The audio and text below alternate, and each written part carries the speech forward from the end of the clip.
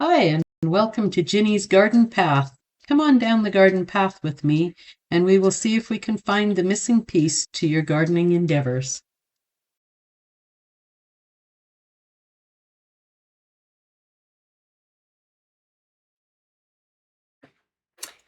Hi, I'm Ginny, and today we're going to talk about starting plants indoors.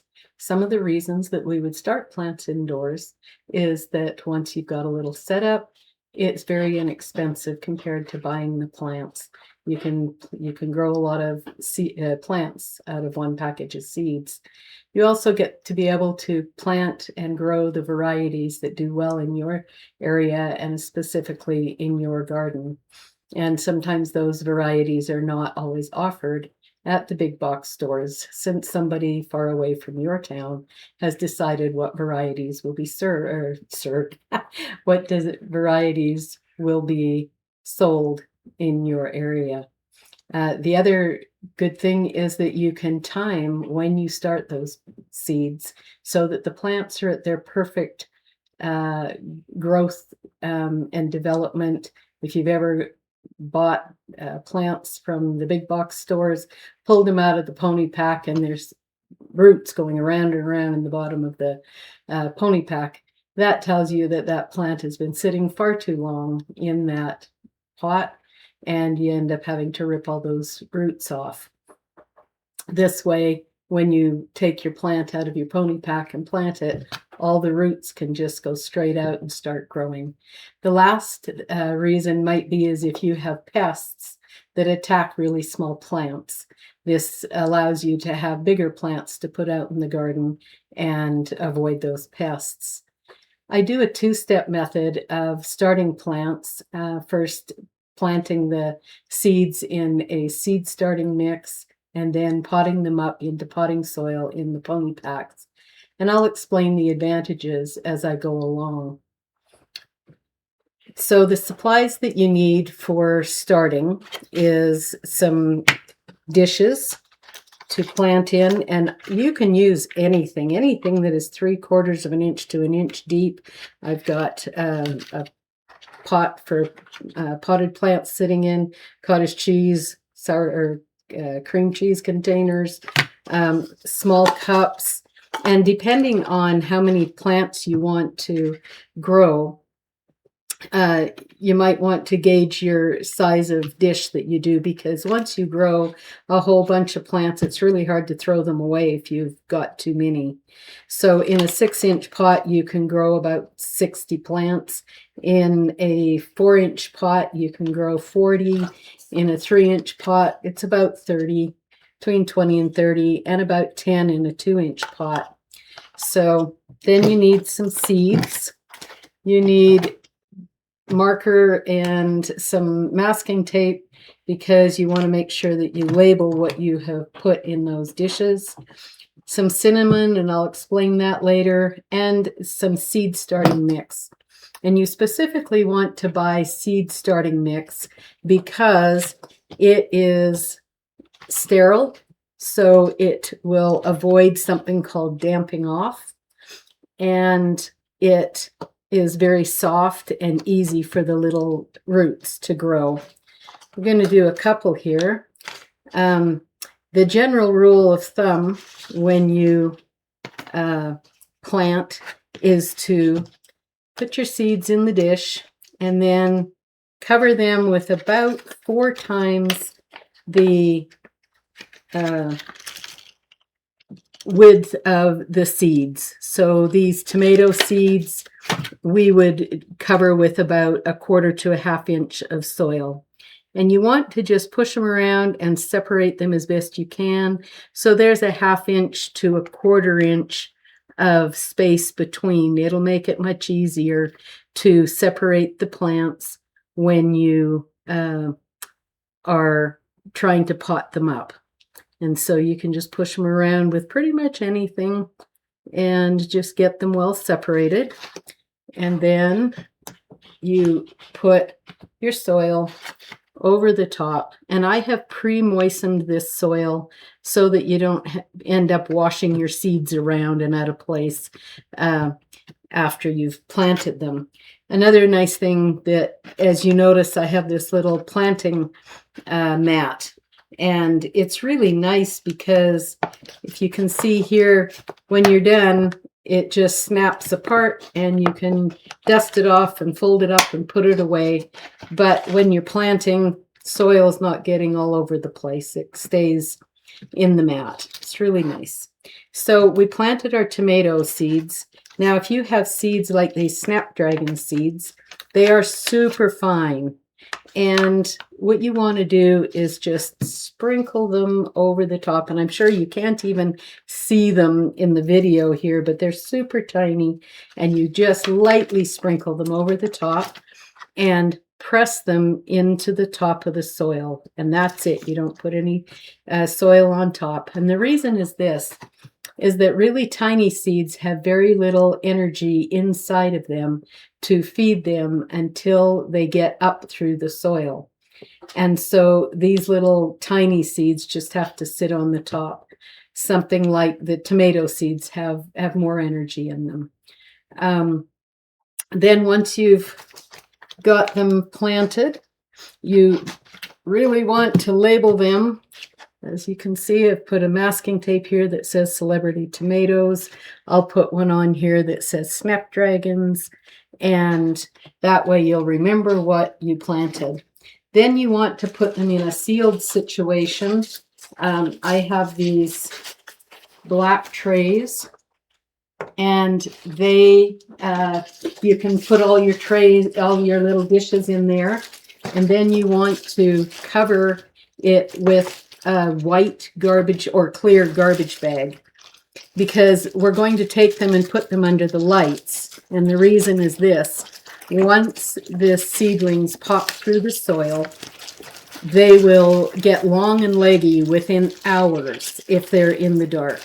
So you want to put the whole thing under the lights so that they can, as soon as they come through the soil, they will immediately have the light, and then they won't get long and leggy. And then we seal it up and hold the moisture in. You really don't have to water them until you take them out of the tray, but you do have to check them every day. The other thing that you can do is, oh, I forgot one thing. The other thing that you can do is use foil pans that have those plastic domes. The other thing that you do is take some cinnamon and just sprinkle the cinnamon over the top. And it is an antifungal, and it will prevent the fungal disease called damping off. And I'll explain that in a moment here. So you just tie that up, and it'll go under the lights. And I'll show you the lights later in the video. So you're checking those plants every day, and starting about 2 days after you have planted them. And what you want to do is take those dishes out of the bag or out of the foil pan as soon as you see green popping up through the soil. And then you want to water them daily, and you just water them with water. That's all you need. That damping off that I mentioned, it is a mold or fungus disease that can come from old soil. So it's really important that if you are reusing pots or dishes, the trays that I had there, you need to clean them really well. And then you dust out the dirt and then soak them for 30 minutes in a 10% bleach solution.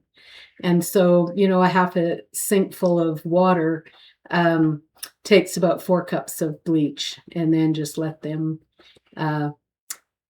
soak and take them out and rinse them, and you're ready to go. Now for step 2, potting up your plants. So you've waited, your plants have popped through the soil, and you have a nice dish full of plants. And I just wanted to show you kind of the process that a plant goes through. When it first comes up out of the soil, what you'll see is 2 leaves that come up, and they're kind of rounded. They don't really look specific to that type of plant. They're called cotyledon leaves. There's only 2 of them, and they're like little solar panels of the plant at first. Then you'll see what's called true leaves come up in between those 2 cotyledon leaves, and they look like the plant that you've planted. So these ones are tomato plants, and they have 1 set of true leaves on them. Then they'll keep going, and you'll see that they get another set. And when they have 2 sets of true leaves on them, it's time to plant them up into your pony packs.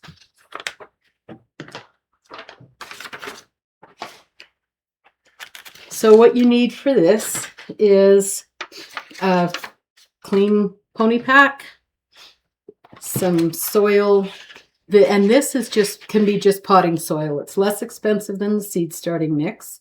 And so that's one of the advantages of the 2-step thing is you don't have to buy very much seed starting mix, because all you're doing is filling these little trays.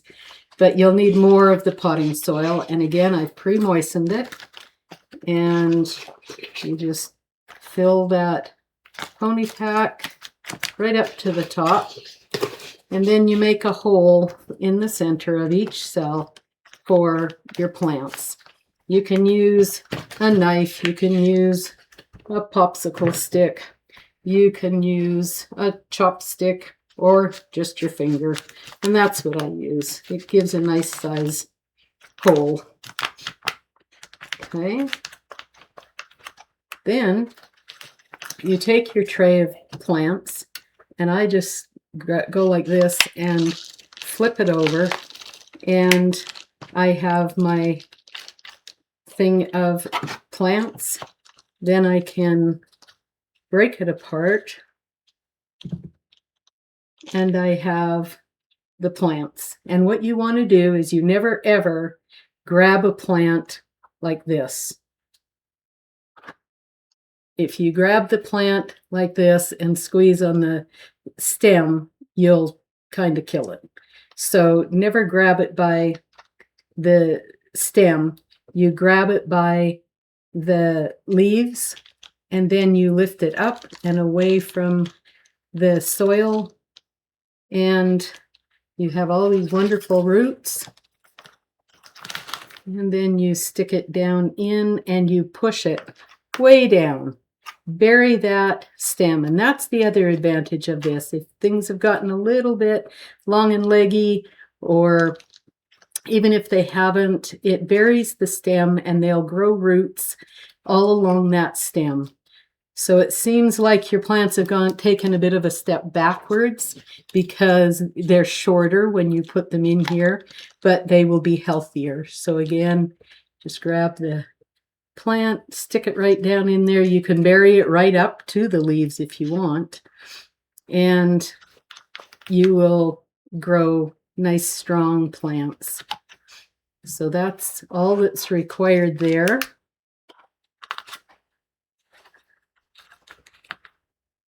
Then once again, you sprinkle the cinnamon on.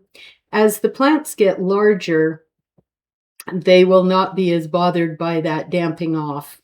And the damping off, you can tell if it has attacked your plants. If one day your beautiful plants, you go and a plant is just over dead. If you walked in and this plant was just laying like that on the soil, and it had bent over right at the soil, and if you happen to see kind of some white hairy type moss looking stuff on the surface of the soil, that is damping off. At that point, you get rid of the whole thing. I wouldn't even necessarily keep the pot. Yes, you probably can bleach the heck out of it, but I just get rid of them, and you do it quickly because this will spread through and take a whole tray of plants if you don't get rid of it quickly. I'll show you the light setup that we have. Oh, one other thing. I forgot this. Watering them. Now that they have been put in their pony packs. They are big enough to be able to start fertilizing them. And what I buy is this Fertilome Blooming and Rooting. It is the best fertilizer. I really love it because it has a high middle number, which encourages root growth. It also encourages blooming, but the root growth is what we're looking for as it's growing in the pots. But you don't want to do it at full strength. You want to do it at basically a third to a half strength. And so I just take, this is what it looks like. I take a teaspoon and put it in a gallon of water. It looks like this. I know this is a half gallon, so I put in half of that. And just mix it up. And then I love these little watering cans. The one thing I like about this one is the hole is on the side. And I think I just got it at Lowe's. I fill it up, then lay it like this, and I can go through under the lights and water without having to move the trays. It works out really nice. So I'll show you my light setup. This is an example of a setup that you can use for your seedlings. This is a 4-foot wide, 6-foot tall set of wire shelves. They're 18 inches deep. They will hold 16 of these 10-inch by 20-inch trays, so you can raise a lot of plants in a small area. This allows 14 to 18 inches between shelves, so you have room for your plants. And if you buy these shelves, they often come with a waterproof sheet for each shelf, which is really nice because you don't want water coming through, landing on your lights and shorting them out. I didn't have that, so I just have some plywood with some paint on it, and that's worked quite well. What we do then is add for every shelf, we add 2 4-foot long shop lights, and they are just the LED ones. There's nothing special about them. They're not the grow lights. You only need grow lights if you're raising something like orchids, but for most of the flowers and vegetables that we raise, your daylight shop lights are just fine. You want them to have at least 4,000 lumens. That's how strong the light is. And then you want them to have 6,000 Kelvin. That's the color range, and that's what daylight is. So that's really all that's needed.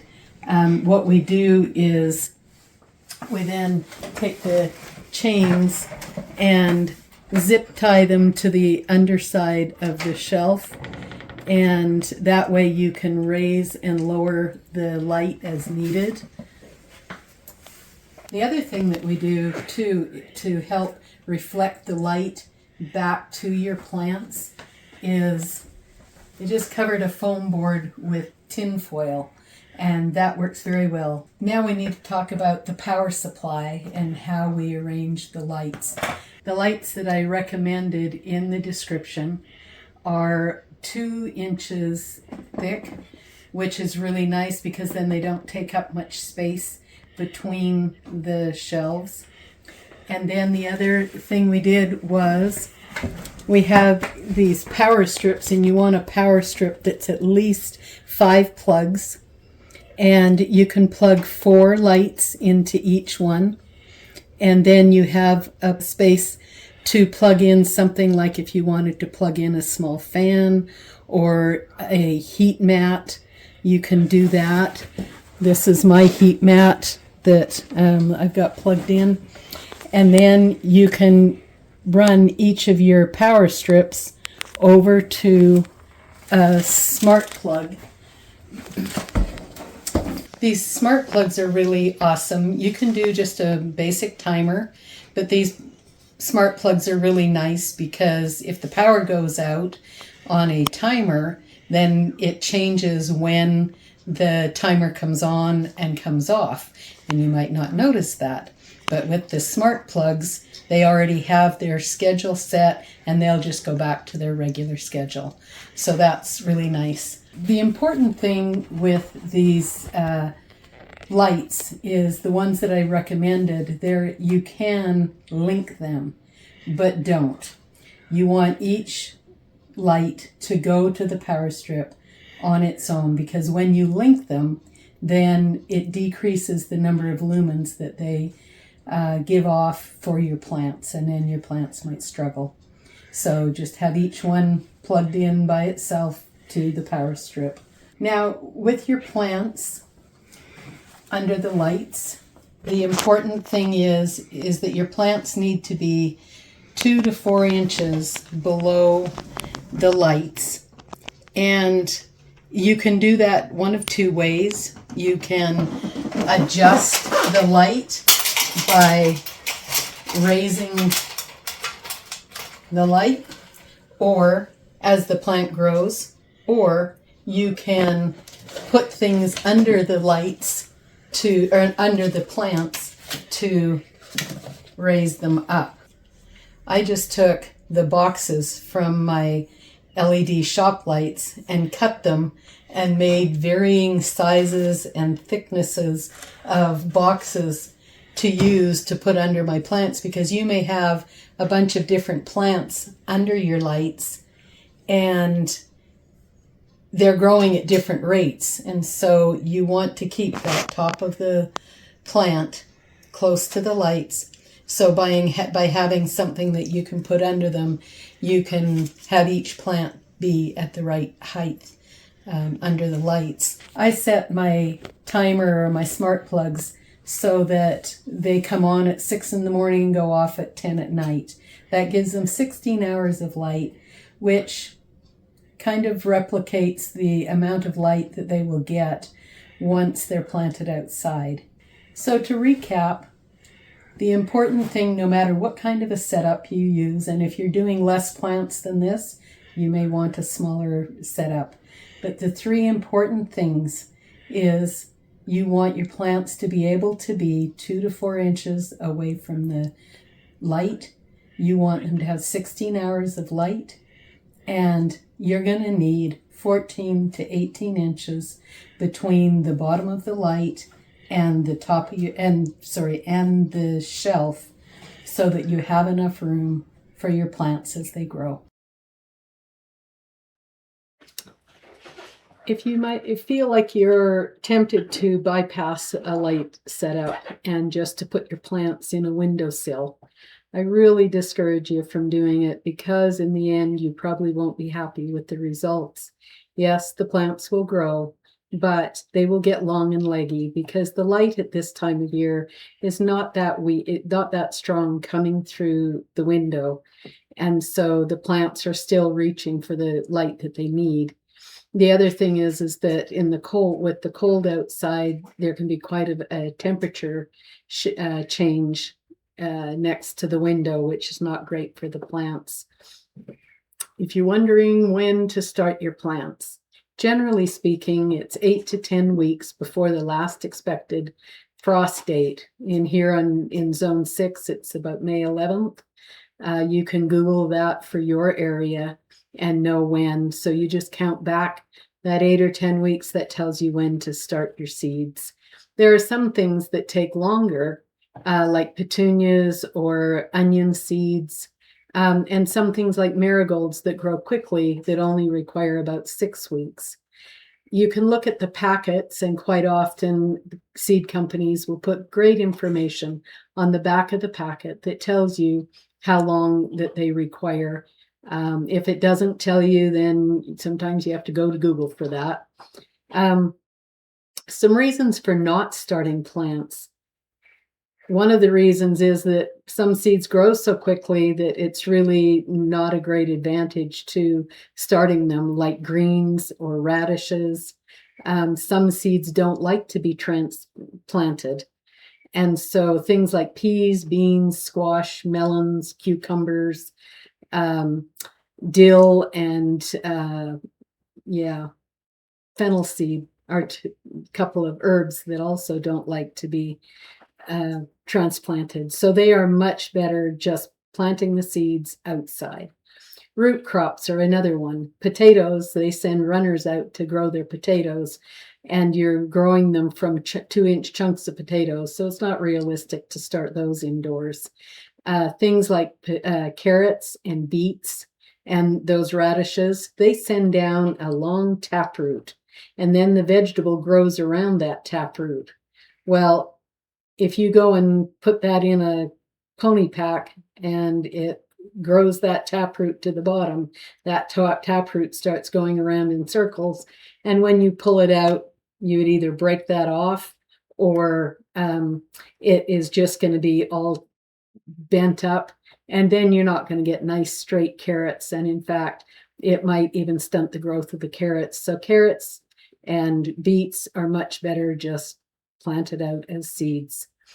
Some of the best things to grow under lights indoors is your tomatoes, your peppers, petunias, geraniums, marigolds. They all do fantastic. I've put links in the descriptions for all of the items that I've used here. One of the best ones that I really encourage you to do if you're doing very many seeds is these black trays like you saw in the under the lights.